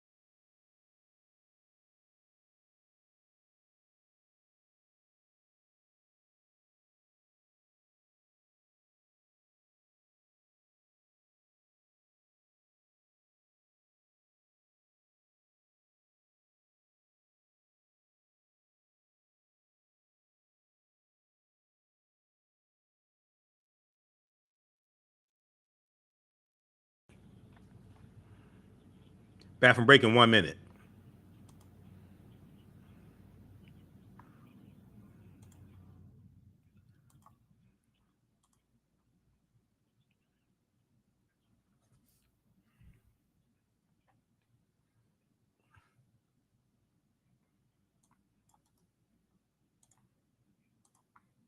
Stand by.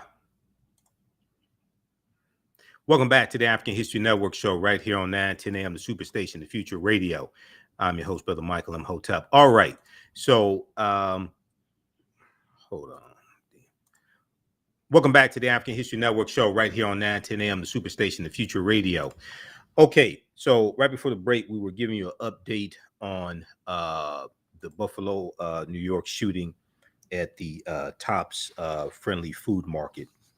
And we were talking about some of the people who were killed. So check that out, the New York Times. We're going to switch gears here. I want to go to this next story. Jalen, we're going to go to clip number, I think that's clip number 5 from the White House. Clip number 6. We're going to go to that. We're going to go to clip number 6 here in just a second. Then we'll go to clip number 5 from Roland Martin Unfiltered. Okay, so Friday, May 13th, President Joe Biden held a press conference at the White House, and he met with city leaders from across the country. He met with mayors. Mayor Mike Duggan, the mayor of Detroit, was there. Also, Chief James White, our police chief, was there as well, and they were there to announce that $10 billion with the B, $10 billion of American Rescue Plan funds have been allocated to public safety, All right. And this deals with going to enhance police departments with equipment, training, increased training, hire more police officers, those departments that need to do it, job training for people coming back into society, people who are ex-offenders, mental health, all different types of things like this. It's taking a holistic approach to policing. This article here from CNBC.com talks about a Biden calls on states to fund the police, quote unquote, fund the police mental health programs using federal money. This is from Friday, May 13th, 2022. And they updated it at 10:21 p.m., which was after the press conference. The press conference took place between 3 p.m. and 4 p.m. Eastern Standard Time. President Joe Biden on Friday called upon states to use federal funds to invest in more cops and mental health programs to fight and increase crime. But it's not just more cops. It's dealing with community policing. It's dealing with violence intervention, violence prevention, gun violence prevention. It's a host of different things. Biden said, as I've said from the outset, that the answer is not to defund the police. The answer is to fund the police with the resources and training they need. Now, fear about crime in the U.S. touched its highest level since 2016 in April, while a government report Tuesday found that the firearm homicide rate in 2020 rose to its highest level in a quarter century. Now, President Joe Biden on Friday urged states and cities to use federal funds to invest in police, crisis responders, and mental health and substance abuse programs to curb crime. This is about reducing crime and also getting ahead of what we perceive as an increase in crime this coming summer. The president asked local leaders to deploy leftover money from the American Rescue Plan, the Biden administration $1.9 trillion COVID-19 stimulus law, to help communities fight crime during the summer months. Now, no Republicans in the House or the Senate voted for the $1.9 trillion American Rescue Plan, okay? And there's $360 billion in the American Rescue Plan. There's $360 billion that's for first responders, that's for government employees, local government employees, things like this, okay? there is a fact sheet that let me see if we can find this right here. There's a fact sheet from whitehouse.gov that really breaks this down as well. This one right here. This is from May 13th. And this was uploaded before we did Roland Martin Unfiltered, but I didn't see it till afterwards. Everybody should read this. This is at whitehouse.gov. Fact sheet. President Biden issues call for state and local leaders to dedicate more American Rescue Plan funding to make communities safer. And deploy these dollars quickly. Now, in here, it talks about how no Republicans in the House or the Senate voted for the bill, which is true. Today, President Biden is announcing that $10 billion in American Rescue Plan funds have been committed to public safety, including at least $6.5 billion in state and local, funds committed by more than half of states and more than 300 communities across the country who have answered the president's call, along with ongoing state and local support from the Justice Department. American Rescue Plan investments made 2021 among the largest single-year commitments of federal resources for state and local enforcement and public safety on record. The American Rescue Plan funding has been a vital lifeline to communities across the country who have been able to invest in public safety at a time of tremendous state, local, and county budget uncertainty because of the pandemic. Before the American Rescue Plan passed, the Menino survey found that 27% of mayors anticipated making significant cuts to their police budgets and services. The American Rescue Plan has enabled these mayors and other state and local leaders to shore up their budgets and invest in public safety.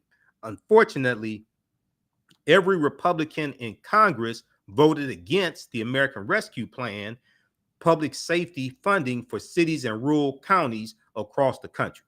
Okay, I want to go to this clip here. This is from the White House on Friday. Let's go to this clip, Jalen. Good, folks. I'm flanked by real protection here. Thank you all for being here, and I want to thank the Attorney General Merrick Garland, who's standing behind me, for joining us today. He's doing an incredible job as our Attorney General. I just met with this remarkable group of local officials and police chiefs standing alongside me here. We want to talk about what they're doing to reduce violence and to keep our communities safe, and how more communities can follow their lead to reduce crime and ensure public safety as we head into the summer. You know, I've worked on these issues for a long time when I was a United States Senator and as Vice President. So this group of leaders, Democrats and Republicans representing big cities and rural counties, we actually know it works. We all agreed, as I've said from the outset, that the answer is not to defund the police. The answer is to fund the police with the resources and training they need to protect our communities. Investing in crime prevention and accountable community police officers who walk the beat, know the neighborhood, and who can restore trust and safety in the neighborhoods. That's what it is. When you know who owns the local liquor store, know who the pastor of the church is, it makes a big difference when you know the community. And that's been my approach from day one. That's why we designed the American Rescue Plan, not only to beat the pandemic, but to rebuild our economy, but to restore public safety.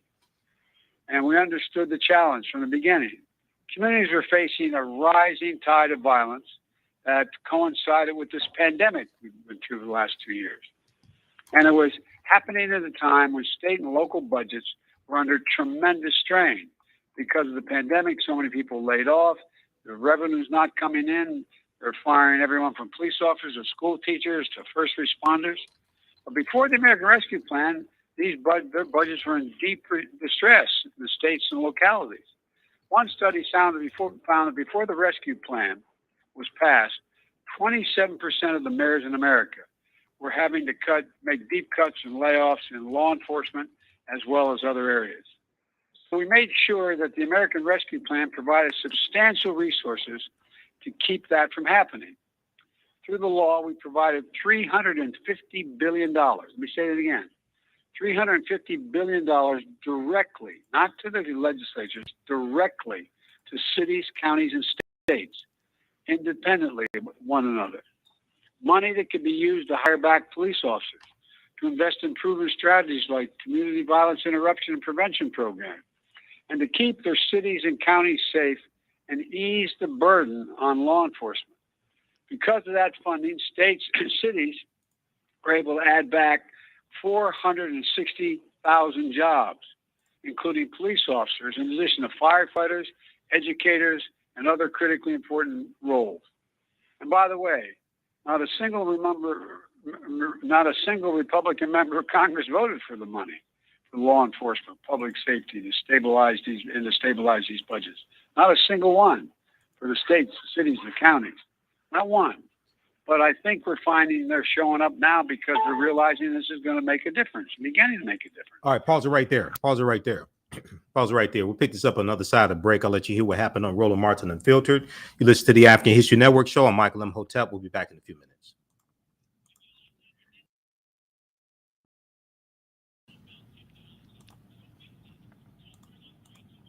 All right, stand by.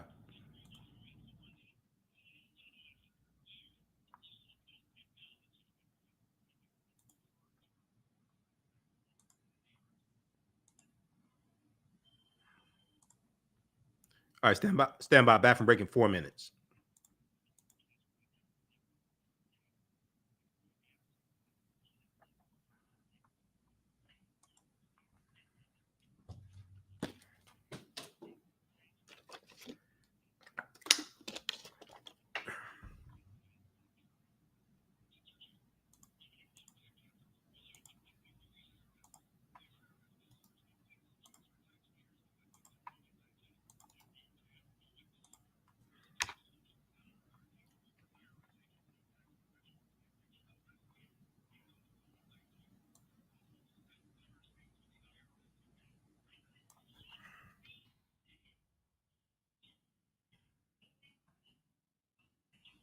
Back from break in 2 minutes. Stand by.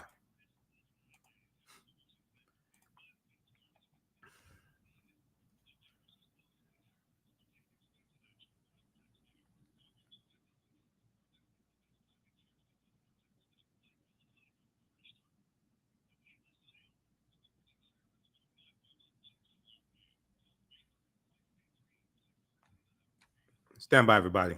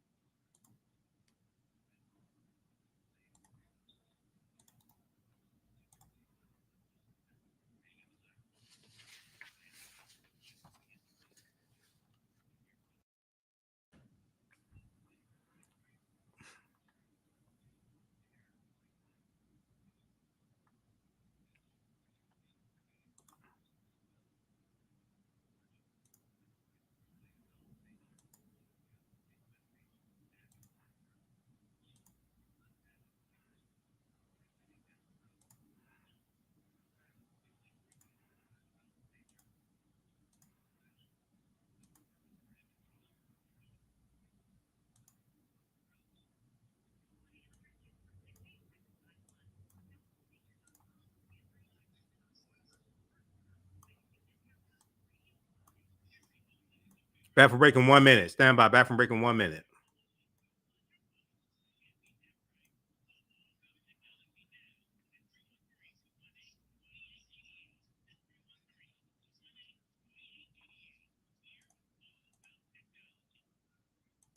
Welcome back to the African History Network show right here on 910 AM Superstation, the Future Radio. Okay, let's squeeze this in. So right before the break, I was sharing this press conference from the White House, Friday, May 13th, President Joe Biden talking about using money from the American Rescue Plan, using it for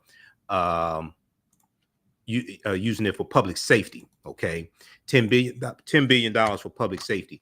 If we look at this here, I want to pull this up here. This is from the American Rescue Plan fact sheet that is at whitehouse.gov right now.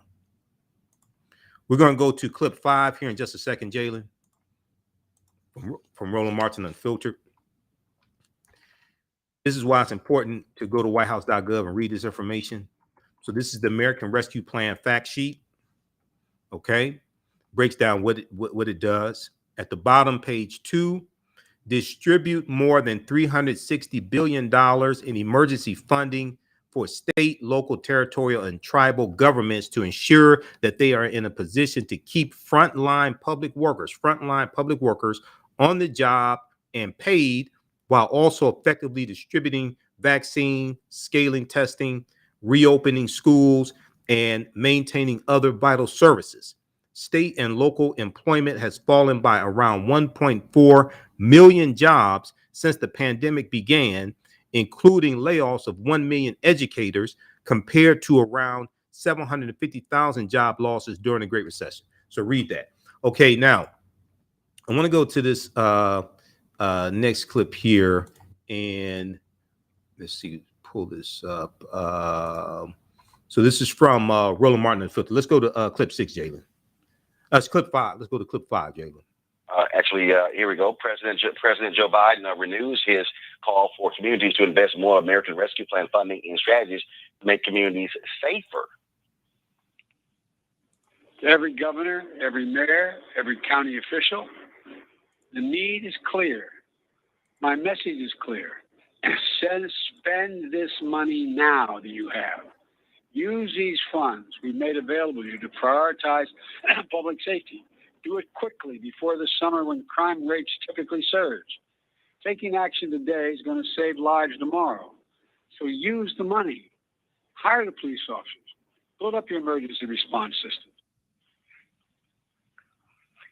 Under the American Rescue Plan, President Biden is committed to the following to aid in crime reduction: $1 billion in bonuses for frontline public safety workers to help recruit and retain these public servants, over $2 billion to prevent crime and ease the burden on police, including community violence intervention, crisis responders, and substance use disorder and mental health services, nearly $1 billion to reduce domestic violence with immediate crisis intervention, health support, and safety for victims of domestic violence, over $350 million in job training and other assistance to help formerly incarcerated individuals successfully re-enter society, provide at-risk teens and young adults with meaningful job opportunities in the summer and during the year, $450 million in public safety and technology equipment like new police cars, upgraded radio systems, body-worn cameras, and gunshot detection systems, $600 million to help clear court backlogs and support victims of crime.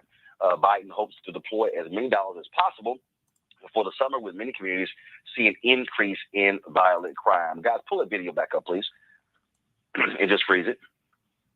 So it's very interesting. I'm going to show y'all something here. So you see to the far left there, that there is the mayor of... Okay, pause it right there, Jaden. The mayor of Kansas City. Pause it right there. Okay, you're talking about the mayor of Kansas City. Roland's trying to get the mayor on the show. He met him when Roland was flying back from Kansas City, met him on the plane.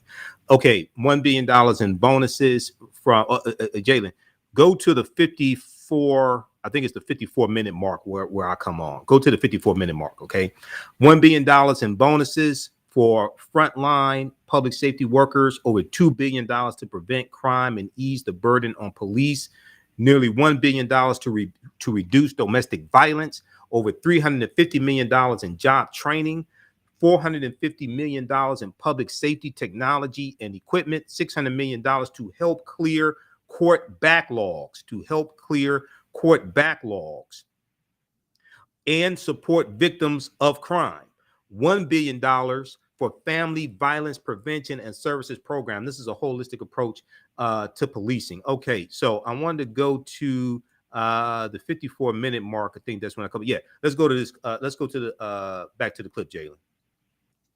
Okay, but if you look at Houston, he talked about the city of Houston, $52 million This includes Houston, where the city's $52 million plan puts $32 million towards mental health, domestic violence response, and victim service efforts, as well as $11 million. Jalen, go back to the 53-minute mark. I'm sorry, go back to the 53-minute mark, because I had to cut it short because he goes to Kelly and she really didn't know what she was talking about, so I had to skip over that. Go to the 53-minute mark. Thanks. Right in that area. Funding for state, local, tribal, and territorial government to ensure that they are in position to keep frontline public workers on the job and paid, while also effectively distributing vaccine, scaling testing, reopening schools, etc. They talk about, when you read this, you look at the article from ABC News, NBC News today. I watched the press conference twice today. It's about 22 minutes and some change. He took questions also from reporters. One of the things that $10 billion of the $1.9 trillion American Rescue Plan has already been allocated for policing, for community violence intervention, for mental health, combating domestic violence. And one of the things that he did, I think, that was really important today is he gave specific examples of different cities of how they had used American Rescue Plan money. Now, yes, these different cities still have problems with policing. Okay, yes, they do. Detroit is one of them. Okay, but if you look at Houston, he talked about the city of Houston, $52 million. This includes Houston, where the city's $52 million plan puts $32 million towards mental health, domestic violence response, and victim service efforts, as well as $11 million in police overtime, $3 million toward a new community violence intervention and prevention program, and $1 million for a gun buyback initiative. So I think this well, here's the deal, though, which means that but this is how your messaging has to be different. Then that should be the central messaging, not hey, more money for cops. That's the point that I'm making, and so you can actually achieve both. But you got to actually sell it that way. Okay, I agree, but the way, if you actually, I know you watched the full press conference today. Michael, listen. No, Michael. I'm listening. The average person out there ain't watching a news conference. What I'm arguing is they are going to have to learn to message properly. Okay, pause it right there, Jay. Pause it right there, Jalen. Okay, now here's part of the problem with what Roland said. Roland shows Biden's news conferences. He shows the press conferences. He shows the press conference from the White House press secretary as well, Jen Psaki, and then we know it's going to be Karine Jean-Pierre. Do you show them so nobody watches them? We should be watching the press conferences. We should be encouraging our people to watch the press conferences. This is why I share oftentimes the press conferences when they're live. I share them on our Facebook fan page, the African History Network. So we watch them. We need to know where to go to get this stuff. He's correct on the messaging, but the messaging, a lot of the messaging is screwed up in what the media was putting out. A lot of the messaging was screwed up in what the media was putting out. This is something I was explaining. Go to whitehouse.gov and read this fact sheet here. President Biden issues call for state and local leaders to dedicate more American Rescue Plan funding to make our communities safer and deploy these dollars quickly. May 13th, 2022. It goes through and breaks down specific things that various cities are doing. Number one, it gives a breakdown of how the money's being used. And it shows you different things that different cities are using, including the city of Detroit, because we know as of May 3rd, our crime statistics are down. Now, it's not perfect. It's not what everybody wants it to be, but we see things trending down. Criminal homicides are down 20% as of over last year. So those watching on Facebook and YouTube, keep watching for a few more minutes. We're out of time here, 9:10 a.m. Superstation WFDF. Right now, it's correct wrong behavior. It's not over till we win. Wakanda forever. Talk to you tomorrow. Peace. All right, stand by. Okay, so let's go back to this here.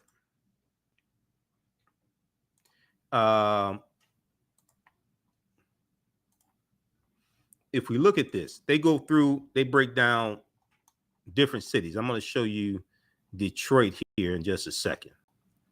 But okay, Detroit. Increasing public patrols because Mayor Mike Duggan, and I ain't vote for Mayor Duggan any of the 3 times that he ran, but if he can reduce crime and violence and help save lives in the city of Detroit using the American Rescue Plan dollars, I'm all for that. Detroit, Michigan, increasing police patrols and expanding mental health response and community violence programs. Mayor Mike Duggan and Detroit Police Chief James White began using American Rescue Plan funds for public safety starting in July 2021 and are continuing to expand public safety initiatives with 6 primary strategies totaling over $110 million. Investments include funds for an updated police training facility, $30 million for enhanced police patrols, $11 million for expanded mental health co-response, because that deals with having a mental health professional go out with officers when they're responding to certain instances where you're dealing with someone who is suspected of having mental health issues, a homeless person, or whatever it is. Having a mental health professional go in to intervene, as opposed to just somebody with a gun showing up and then somebody ends up dead or beaten, something like that. $11 million for expanded mental health co-response, $12 million for community outreach, gun violence prevention programs. $12 million, this is City of Detroit, $12 million for community outreach, gun violence prevention programs, $7 million for gunshot detection technology, $5 million for body cameras, $8 million for firehouse expansion. So you have funds going with different cities, funds going to different usages with the police department, EMS, fire department, mental health, domestic violence prevention, gun violence prevention, all different types of things. It's a holistic approach to policing. They talk about, let's see here. So they give the breakdown of the allocation of the funds also. Something that's extremely important that very few people are focusing on. Over $350 million in job training and other assistance to help formerly incarcerated individuals successfully re-enter society and provide at-risk teens and young adults with meaningful job opportunities in the summer and during the year. That's extremely important. So they don't get involved in criminality, don't get involved. You know, you can have good kids that get caught up there with the wrong people, what have you, but they can have jobs, they can learn skills, they can stay out of trouble, especially during the summer. That's extremely important. And this is something that's also extremely important. $600 million to help clear court backlogs. $600 million to help clear court backlogs. Okay, to clear a backlog of cases. You need that as well. So these things have to be funded. They have to be financed. You can't just wave a magic wand and they're done. $1.2 billion Medicaid mobile crisis intervention services. Okay, Medicaid mobile crisis intervention services. Police departments are too often overburdened due to lack of crisis response support for people experiencing behavioral health crisis. People experiencing behavioral health crisis. That's why the American Rescue Plan included $1.2 billion to fund mobile crisis intervention units staffed with mental health professionals and trained peers. Now, how many people didn't know about this? Because the way the media broke it down, they didn't really go through and explain it like this. How many people didn't know this was in the American Rescue Plan? How many people didn't know these funds were being utilized like this? $1 billion Family Violence Prevention and Services Program to reduce domestic violence with immediate crisis intervention, health supports, and safety. Examples of how specific communities are leveraging American Rescue Plan funds to shore up their budgets, because this is something that Biden talked about at the press conference. They had a meeting with local leaders, different mayors, police chiefs. They had a meeting. In that meeting, they talked about how the different cities were using the money. And then they had the press conference after the meeting. I gave the example on Roland Martin and Filter of Houston, Texas, but that came from the article from CNBC News. This is more detailed right here. Houston's One Safe Houston plan, reducing crime in 100 days. Mayor Sylvester Turner, who's African-American, Mayor Sylvester Turner and Police Chief Troy Finner will describe the $52 million American Rescue Plan to reduce violence, with $32 million in mental health and domestic violence response and victim service efforts. $32 million in mental health and domestic violence response and victim service efforts. Oh, incidentally, after the show, Kelly Bethea and I, if you saw the show, she's the female attorney that's on Fridays. We're Facebook friends. We also follow each other on Instagram. So I sent her this fact sheet after the show, and she replied with a heart, because she apparently did not like really read this information before what she said on the show. This is a holistic approach to policing and public safety. $11 million in police overtime, an additional 125 police officers per day in areas of the most violent crime, $3 million for a new community violence intervention and prevention program. $3 million for a new community violence intervention and prevention program. $1 million for a gun buyback initiative. $1.5 million for forensic science backlog assistance. $2 million for additional park rangers for park safety, and $1 million for community reentry program. Community reentry program. That means returning citizens, people coming home from prison, and bringing them back into society, getting them jobs, all these types of things. $1 million for community reentry program. They talk about Kansas City, Tampa, Florida. Let me look at this. Here's my fact sheet, because I printed it up. Okay, so we look at, because it's okay, no, that's the this is not what I'm looking for. That is, I printed this up. I can't find where it is now. Hold on.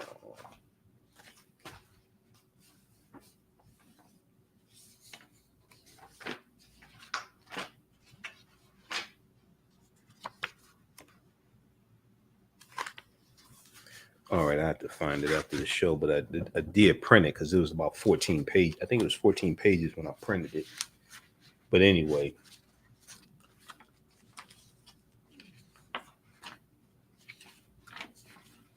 Oh, right here. Yeah, this is it here. Okay, because I had it at the beginning of the show. Okay.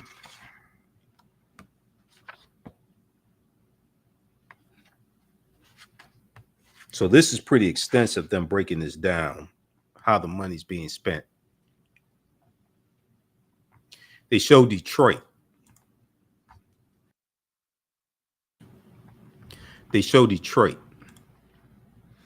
Mayor Mike Duggan. Mayor Mike Duggan and Detroit Police Chief James White began using American Rescue Plan funds for public safety starting July 2021, and are continuing to expand public safety initiatives with 6 primary strategies totaling $110 million. Investments includes funds for updated training facilities. Okay, we talked about this firehouse expansion. We talked about that for Detroit. You can go through and look at these here. This is in Toledo, Ohio.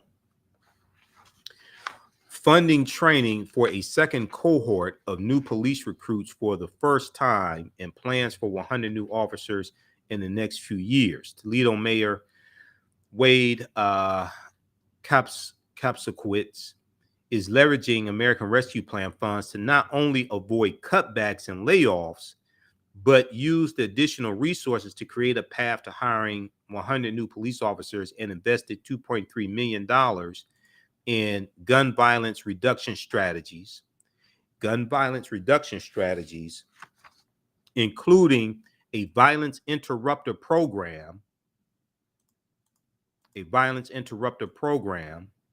and other programs addressing root causes of violence focused on neighborhoods with highest instances of gun violence. American Rescue Plan funds have allowed, for the first time ever, the city has funding to deploy not just one, but two cohorts of new police officers as it works to expand its police force. The city is also investing in gunshot detection technology and safety camera investments to tackle public safety issues. County, okay, so here, Mercer County, Pennsylvania, nearly $12 million for a countywide radio system and improved 911 system. And install a countywide radio system to connect emergency 911, police, fire, and ambulance services. You go through, they break this down city by city. Milwaukee, Wisconsin, bolstering expanding violence intervention and summer youth employment. From Governor Tony Evers, $100 million statewide anti-violence strategy. Milwaukee is receiving $8.4 million to match the city's commitment for advancing a public health approach to violence prevention.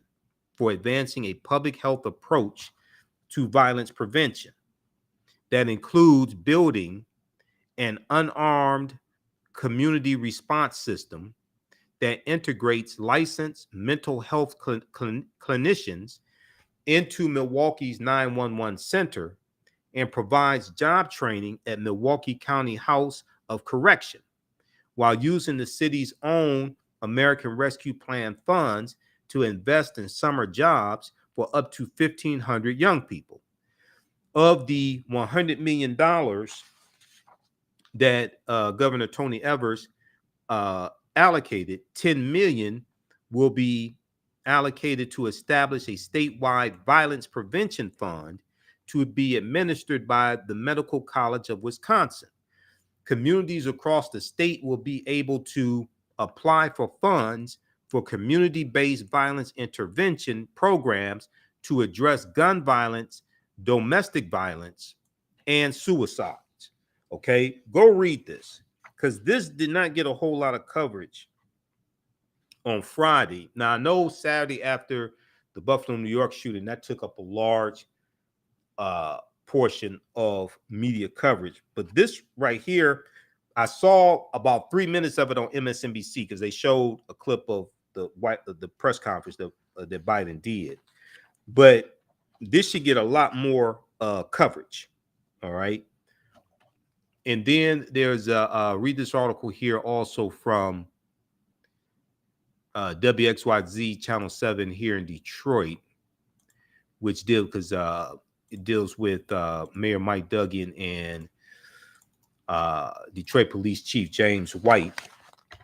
We're at the White House and they were talking about how they were using the funds and the decrease in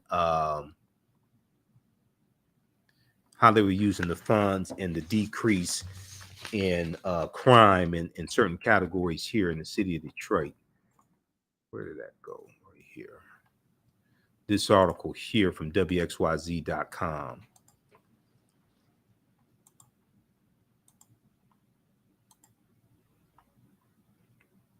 Detroit Chief James White, Mayor Mike Duggan meet with President Biden at the White House. This is from May 13th.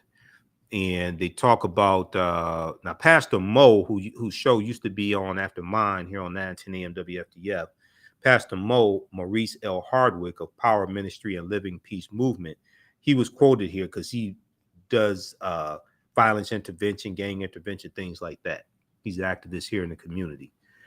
And he says he spent years working to curb crime in the city of Detroit. And despite recent headlines, he feels progress in the city. He said it feels different. It feels like Detroit is making its way back to being a major market city again. So far, the statistics back him up. As of May 3rd, 2022 in Detroit, year over year, homicides, sex assaults, and aggravated assaults are trending down compared to 2021. Only carjacking saw an increase by a total of 12 incidents. So it was 72 carjackings as of May 3rd, 2022, compared to 60 carjackings in as of May 3rd, 2021. Okay, read the rest of this article. They have this breakdown here as well.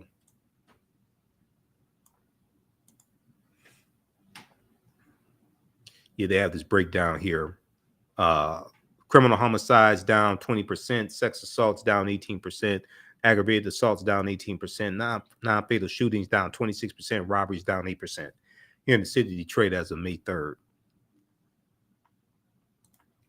Okay, look, if you'd like to stop your information, you can support the African History Network, $ the AHN show through Cash App, $ the AHN show through Cash App, also through PayPal, paypal.me/the AHN show. This helps us keep doing the research, stay on the air, keep broadcasting, pay some of the bills, especially.